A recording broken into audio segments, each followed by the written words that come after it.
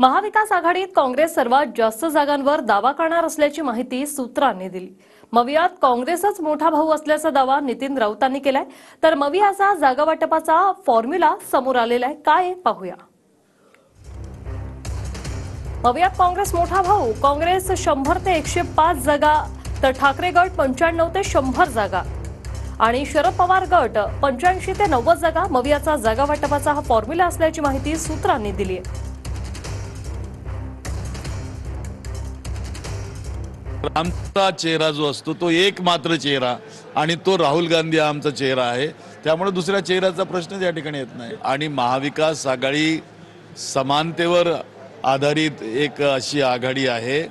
निश्चितपणे एक मोठा भाऊ म्हणून, मोठा पक्ष म्हणून आम्ही या ठिकाणी महत्त्वाची भूमिका त्या ठिकाणी वठवणार आहोत। ठीक आहे ना, हे नितीन राऊत म्हणतात ना, राहुल गांधी काय म्हणतात ते आम्ही पाहू, नाना पटोले काय म्हणतात ते पाहू।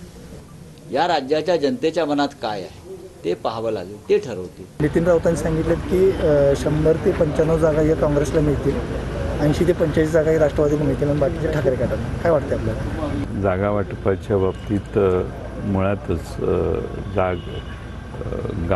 जागांच्या मतदारसंघ वाईज चर्चा अजून झालेली नाही।